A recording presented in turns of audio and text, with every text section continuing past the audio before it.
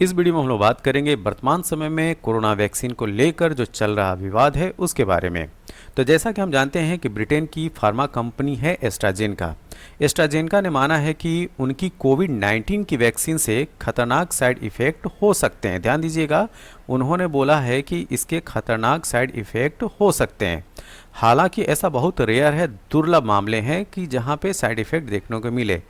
और एक चीज़ और ध्यान देना है कि एस्ट्राजेनेका का जो फार्मूला था उसी से भारत में सीरम इंस्टीट्यूट ने कोविशील्ड नाम से वैक्सीन बनाई थी। ठीक, तो हम में से अधिकतर जो लोग होंगे वो कोविशील्ड वैक्सीन ही लगवाए होंगे।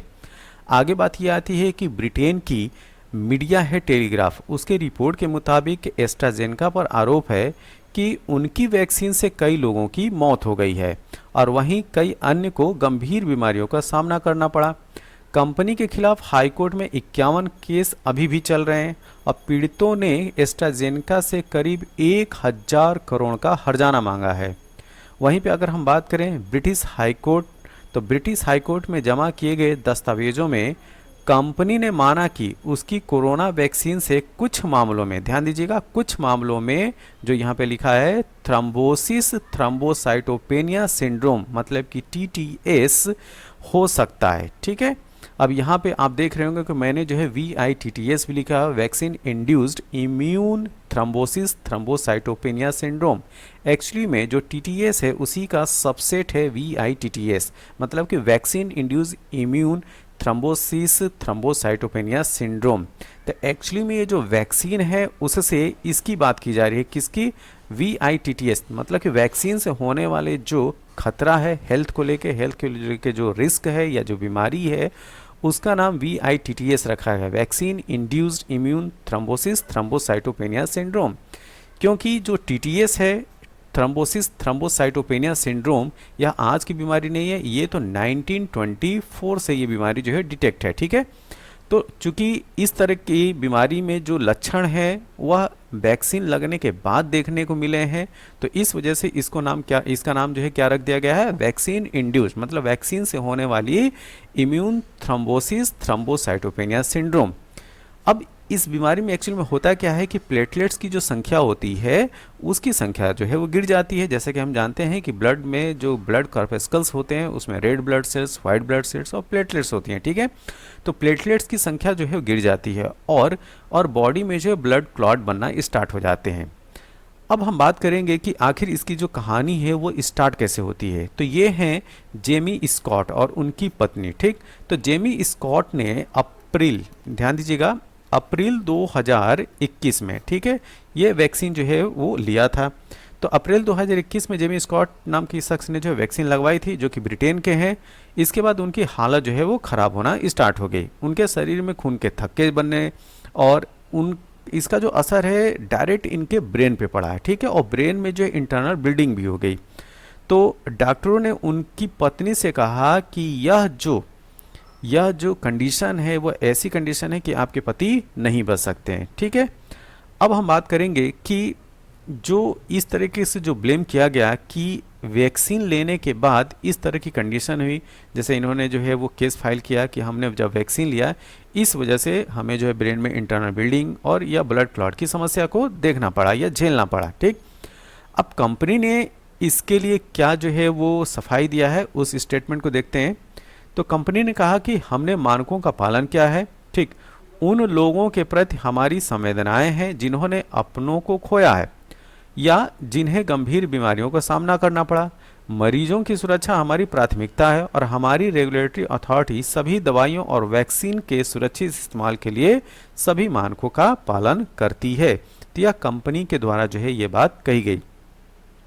अब एक्चुअली में शुरू में कंपनी ने इस तरह के जो साइड इफ़ेक्ट की बात है उसको पहले नहीं माना। ठीक है, तो पिछले साल स्कॉट ने एस्ट्राजेनेका के खिलाफ शिकायत की थी। ठीक, पिछले साल मतलब कि 2023 में। तो मई 2023 में स्कॉट, मतलब कि जेमी स्कॉट की बात की जा रही है, तो मई 2023 में स्कॉट के आरोपों के जवाब में कंपनी ने दावा किया था कि उनकी वैक्सीन से TTS नहीं हो सकता है।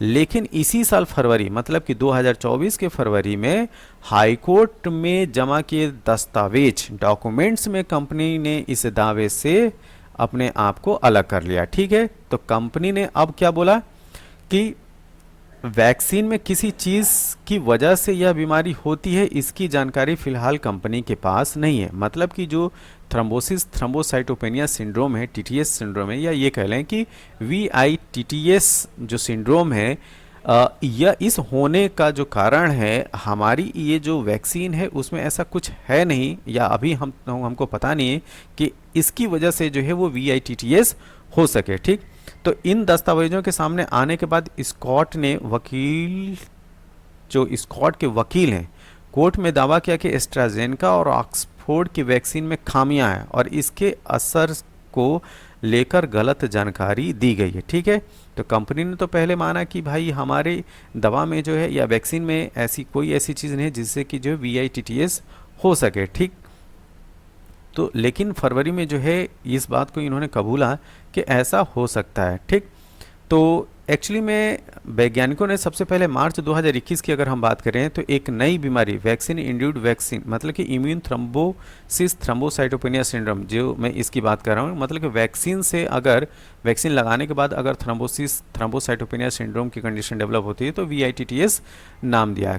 कब? 2021 में। वरना ये जो बीमारी है टीटीएस, ये तो 1924 से चली आ रही है। ठीक है, तो कंपनी जो है अपने तरफ से मतलब कि 2021 के बाद से अगर बात किया, जब ये केस जो है जब जेमी स्कॉट ने जब डाला था, ठीक है, तब से जो है अपने आप को डिफेंड करती आ रही है। लेकिन फरवरी माह में इन्होंने माना कि ऐसा हो सकता है, लेकिन यह रेयर केसेस है, दुर्लभ केस है। ठीक है, तो एक चीज़ और ध्यान रखना है कि ब्रिटेन में हाल फिलहाल में इस वैक्सीन का इस्तेमाल नहीं हो रहा है। ठीक है, तो वैक्सीन का इस्तेमाल जो है ब्रिटेन में नहीं हो रहा है। और एक चीज़ और याद रखना है कि कंपनी ने ये भी सुझाव दिया गया था कि जो 40 साल से कम उम्र के लोगों को दूसरी किसी वैक्सीन का भी डोज दिया जाए। ऐसा इसलिए क्योंकि एस्ट्राजेनेका की वैक्सीन से होने वाले नुकसान कोरोना से भी ज़्यादा खतरनाक थे। अब हम बात करेंगे कि जो MHRA है, ठीक है, तो medicine health care products regulatory के मुताबिक 81 मामले ऐसे हैं जिनमें इस बात की आशंका है कि वैक्सीन की वजह से खून के थक्के जमने से लोगों की मौत हुई है। और MHRA के मुताबिक साइड इफ़ेक्ट से जूझने वालों में हर 5 में से एक व्यक्ति की मौत हुई है। मतलब कि 20% जो है डेथ रेट है, तो काफ़ी सीवियर कंडीशन है ये। अब एक रिपोर्ट की अगर बात माने तो उसके अनुसार तो फ्रीडम ऑफ इंफॉर्मेशन के जरिए हासिल किए गए आंकड़ों के मुताबिक ब्रिटेन में फरवरी में 163 लोगों को सरकार ने मुआवजा दिया था, और इस 163 में से 158 ऐसे थे जिन्होंने एस्ट्राजेनेका की वैक्सीन लगवाई थी। अब इसके पहले जब ये सब वाद विवाद नहीं था, तो इससे पहले जो है वो क्या था ये भी देख लेते हैं। एक्चुअली एस्ट्राजेनेका का दावा था कि हमने जो है 60 लाख लोगों की जान बचाई थी। कैसे? तो कंपनी ने दावा किया था कि उन्होंने अप्रैल 2021 में ही प्रोडक्ट इन्फॉर्मेशन में कुछ मामलों में टीटीएस के खतरे की बात शामिल की थी, और कई स्टडीज़ में यह भी साबित हुआ कि कोरोना महामारी के दौरान एस्ट्राजेनेका की वैक्सीन आने के बाद पहले साल में ही इससे करीब 60 लाख लोगों की जान बचाई गई थी। और वर्ल्ड हेल्थ ऑर्गेनाइजेशन WHO ने भी कहा था कि 18 साल या उससे ज़्यादा की उम्र वाले लोगों के लिए यह वैक्सीन क्या है, सुरक्षित है और असरदार है। और इसकी लॉन्चिंग के वक्त ब्रिटेन के उस समय जो प्रधानमंत्री थे, कौन? बोरिस जॉनसन, उन्होंने ब्रिटिश साइंस के लिए एक बहुत बड़ी जीत बताई थी। तो अभी जो कुछ केसेस आ रहे हैं इस वैक्सीन की वजह से, ये भी अभी क्लियर नहीं है। ठीक है, तो अभी ये तो जांच का विषय है, ये एक साइंटिफिक इन्वेस्टिगेशन का मामला है कि क्या जो वीआईटीएस या जो टीटीएस की जो कंडीशन देखने को मिल रही है, हार्ट अटैक की कंडीशन देखने को मिल रही है, ब्रेन स्ट्रोक की कंडीशन देखने को मिल रही है, उसका कारण क्या वैक्सीन ही है? तो ये अभी जो है वो जांच का विषय है। अगर हम लोग भारत में बात करें तो भारत में सबसे ज़्यादा एस्ट्राजेनेका ऑक्सफोर्ड यूनिवर्सिटी के द्वारा जो फार्मूला दिया गया था सीरम इंस्टीट्यूट ऑफ इंडिया को, उसके द्वारा कोविशील्ड जो है वो वैक्सीन तैयार की गई थी, और सबसे ज़्यादा जो डोज लगे थे वो कोविशील्ड के ही लगे थे। कितना? 175 करोड़। ठीक है, 175 करोड़ कोविशील्ड वैक्सीन लगी थी, और 36 करोड़ कोवैक्सीन लगी थी, और 7.38 करोड़ जो है वो कोर्बोवैक्स लगी थी। और जैसा कि आप देख रहे हैं कि वैक्सीन अगर ख़तरनाक होती तो हमारे प्राइम मिनिस्टर जो है वो इसको नहीं लगाते। हाँ, ये हो सकता है कि कुछ केसेस में इस तरह के चांस देखने को मिले हों, लेकिन इसको जनरलाइज नहीं किया जा सकता है कि वैक्सीन की वजह से हार्ट अटैक या ब्रेन स्ट्रोक की समस्या आ रही है या शरीर में जो है वो ब्लड क्लॉट की समस्या देखने को मिल रही है। अदर भी बहुत सारे फैक्टर्स हो सकते हैं, ठीक। जैसे कि अगर हार्ट अटैक की अगर बात किया जाए तो स्मोकिंग सबसे बड़ा फैक्टर है हार्ट अटैक का, ठीक है। इसके अलावा अगर आप सॉल्ट मतलब कि नमक, चीनी और मैदा इसकी मात्रा जो है आप ज़्यादा से ज़्यादा अगर ले रहे हैं, ठीक, तब भी जो है हार्ट अटैक के चांसेस जो है बढ़ जाते हैं। क्यों? क्योंकि हार्ट अटैक या की जो कंडीशन होती है वो कोरोनरी आर्टरी में के रप्चर होने या उसके ब्लॉकेज होने की वजह से हार्ट अटैक की समस्या आती है। और इसको इंड्यूस करने वाले जो फैक्टर होते हैं, ज़्यादा सॉल्ट का लेना, चीनी का इस्तेमाल ज़्यादा करना, मैदे का ज़्यादा इस्तेमाल करना, ठीक, और स्मोकिंग सबसे बड़ा फैक्टर है। तो जितना वैक्सीन को लेके आज की डेट में जो है हलचल मचा हुआ है कि इस वैक्सीन की वजह से ही हार्ट अटैक हो रहे हैं या ब्रेन स्ट्रोक की समस्या आ रही है या शरीर में ब्लड क्लॉट हो रहे हैं, तो यह एक भ्रम है, ठीक। जिन चीज़ों को लोग जानते हैं कि इसकी वजह से हार्ट अटैक की समस्या हो सकती है, ब्रेन स्ट्रोक की समस्या होती है, ठीक, लेकिन उस चीज़ को ना साइड करके, मतलब कि स्मोकिंग है जो बहुत बड़ा फैक्टर है, उसको ना मतलब कि साइड में करके पूरी तरीके से इस पे आ जाना कि नहीं यार वैक्सीन की वजह से ही समस्या आ रही है, ठीक, जो हमारी जो गंदी आदतें हैं, गंदी जो लाइफ स्टाइल है खाने पीने की, उसको नहीं सुधारेंगे, किस पे जोर दे देंगे कि यार वैक्सीन की वजह से ये सारी समस्याएं उत्पन्न हुई, जबकि ऐसा नहीं है। कंपनी ने भी कहा है कि जो जो इस बात को एक्सेप्ट किया है कि हो सकता है कि जो टीटीएस की कंडीशन देखने को मिल रही है, हो सकता है कि कुछ इसके जो है साइड इफ़ेक्ट हों, लेकिन कंपनी बोल रही है कि यह रेयर केस है, ठीक।